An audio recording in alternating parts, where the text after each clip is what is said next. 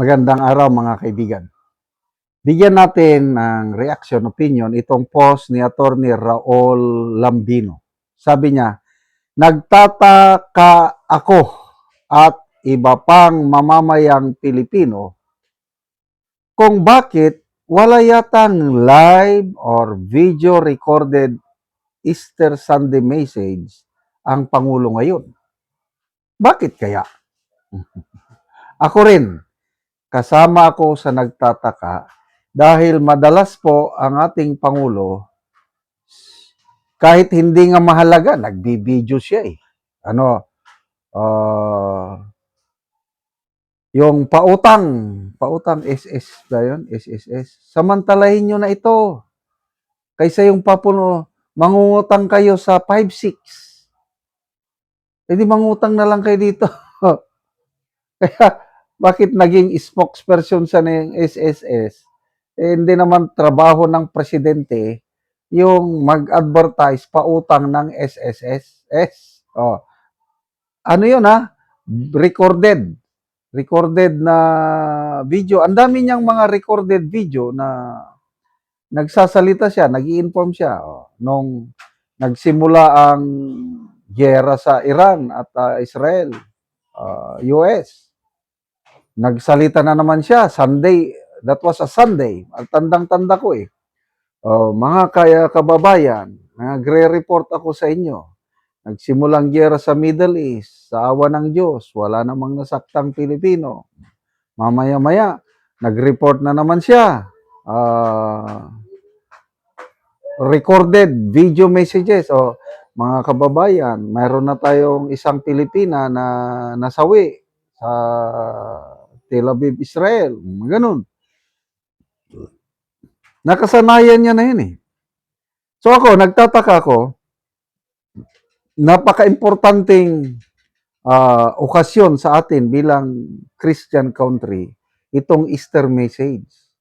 Nagbigay na siya ng mensahe, kaya lang, ang nakita ko is statement na pinirmahan. Sabi ko, bakit kaya? Ano sa tingin nyo? Bakit hindi kahit wag nang live, recorded sana. Mas maganda sana kung live. Kaninang umaga. Maganda kung live. Ano kayang dahilan? Nasaan kaya ngayon ang Pangulo? Sabi ng Auntie Claire, hindi daw magbabakasyon ng Pangulo. Pupunta daw siya sa Ilocos Norte ba yun? Kaya lang, wala daw bakasyon. Kahit Semana Santa, magtatrabaho pa rin ang Pangulo. So, ang ganda yung mensahe niya ng Easter message sa totoo lang. Anong sabi niya? Parang may liwanag. Ang pananampalataya ang magbibigay sa atin ng liwanag. Wow. Ano pa? Let us, he urged, in-encourage niyang mga Pilipino to help build a kind, compassionate, and united country. Wow, ano pa yung sinasabi niya? Ang dapat you carry the light of Easter Sunday. Na wag lang sa salita, kundi gawin ninyo sa gawa. In fairness, magaling yung sumulat sa Easter Sunday message ng Pangulo. Tama lahat yung sinasabi niya. Ang tanong, ginagawa ba niya yun? Naiintindihan ba niya talaga ang power of resurrection ng Panginoong Hesus? Ako, ang naintindihan ko niyan is yung muling pagkabuhay ng Panginoong Hesus, He conquered death and sin. So, kung talagang naisapuso natin ang ebanghelyo ng Panginoong Hesus, dapat yung kasalanan hindi na maghahari sa buhay ng tao.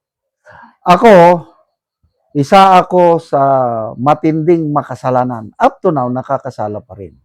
Nung una, nung hindi ko pa naintindihan ang gospel ng Panginoon, yung bakit siya namatay at nabuhay muli. Ang kasalanan, ganyan.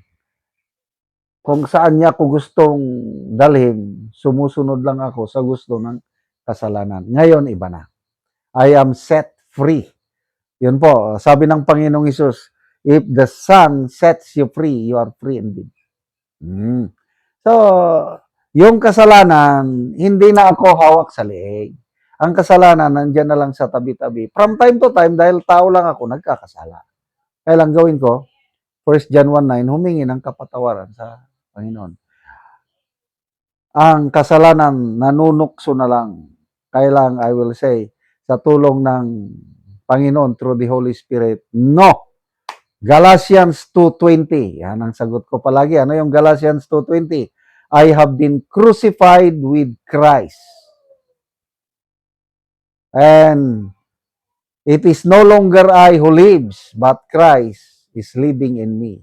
The life I live it for Christ who loved me and died and gave Himself for me.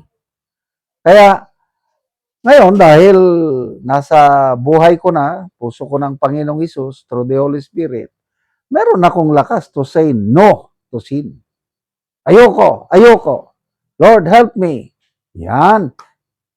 So, nararamdaman ko yung kapangyarihan ng pagkabuhay muli ng Panginoong Hesus dahil nakakaiwas na ako sa kasalanan. Ano yung mga kasalanan? Greediness. Yung gusto ko, ako lahat, ako.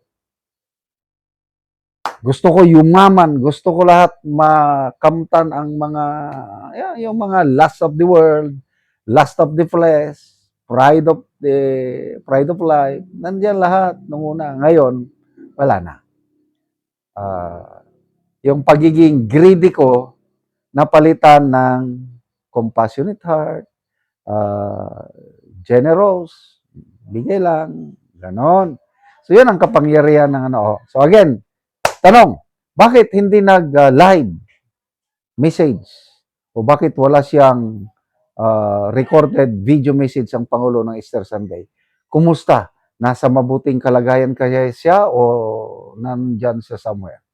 O, bahala na kayo. Salamat mga kaibigan sa inyong pagsubaybay sa ating channel. Nakakatulong kayo ng malaki sa tribong Talandig ng Bukidnon dahil ang sweldo natin sa channel na ito is pantulong po sa tribo. Namimigay tayo ng libreng yero at pako para makapagpatayo sila ng mas magandang o maayos na tirahan. Panoorin nyo ang video na ito. Karon mo na ni kadako sa buslot sa atop sa natabangan na mo og yero. So kuha na gid kayo mga dagko na gid og buslot. So malumpag na gid siya tungod kay sige naman og kaul. So mao na ni ang ilang pagpuyo, ilang kay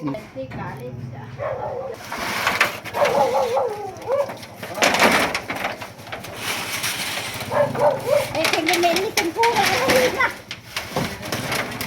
Manangal na kung gusto sa ginala na inom sa abo. Ay, dali ka mo. Ay, tumawda. og mao na ni ang among gihatag nga yero. So makatop na gid sila ang ante. Nay, tumatag na sin. Kami karakter sa mong balay.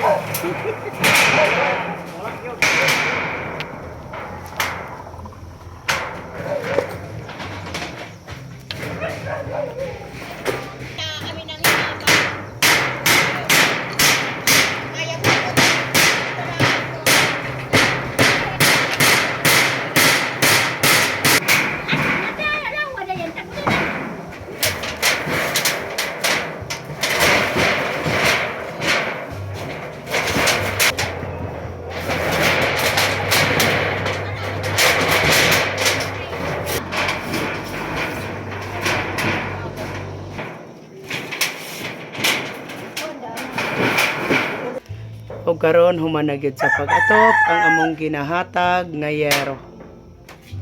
Salamat sa Ginoo nga ilis mi og atop og siya nag-sponsor nga 25 na katuig nga si nailisan gyud. So bansing ko nakatuig anti inyong atop. Oh, 25 na katuig kaya pa na So nga naman anti sa bansing ko nakatuig wala mo nakapalit og gero nga inyong ikapuli. tungod daghan ang akong mga estudyante nga akong gisuportahan. O unsa na yung mga grade anti sa inyong estudyante? First year college, dayon graduating sa grade 12, Oh. grade 10, Oh. grade 6, grade dayon preschool. So dagan imong estudyante. Oh, So dito ra gid imong kwarta. dito ra gyud ang akong kwarta paingon sa akong mga estudyante. So salamat kayo ante. Pasalamat sa